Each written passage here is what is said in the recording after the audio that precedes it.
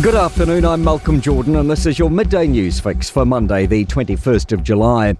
Inflation is on the rise again. Latest Stats NZ figures show the Consumers Price Index rose 2.7% in the year to June. Here's business reporter Michael Sergel.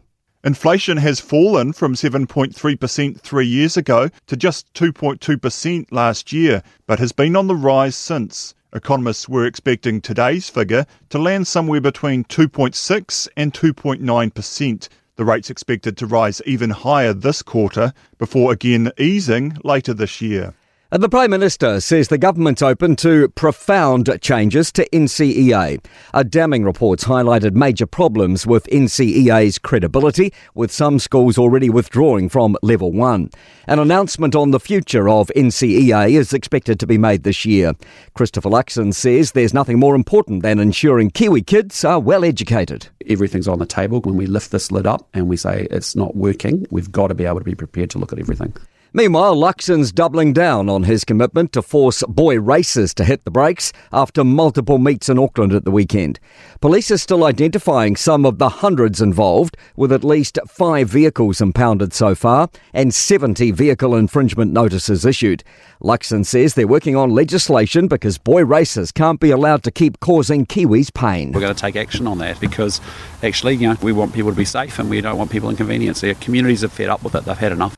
Meanwhile, Auckland police have discovered a loaded shotgun early today while pulling over a driver on Mount Eden's Dominion Road.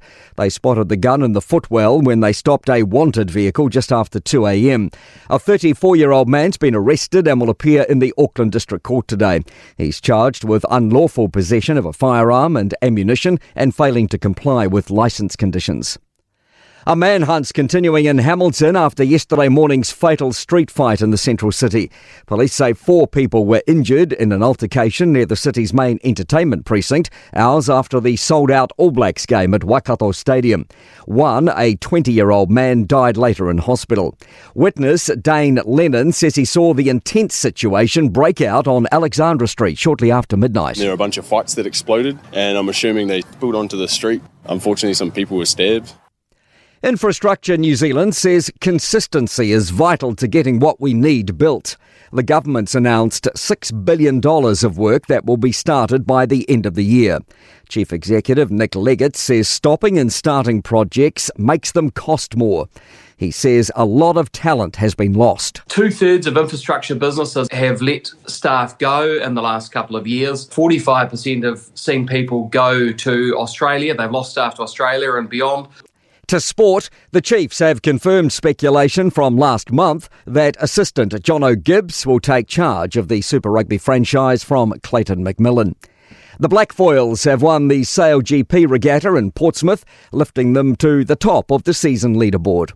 Victory on stage 15 of cycling's Tour de France means that Tim Vallens has completed wins on all 3 Grand Tours. And England will stage the next 3 World Test Championship cricket finals, probably but not definitely at Lord's, despite reported interest from India. I'm Malcolm Jordan. That's your latest news fix. We'll be back with the next update at 5 p.m. from the Newstalk ZB newsroom.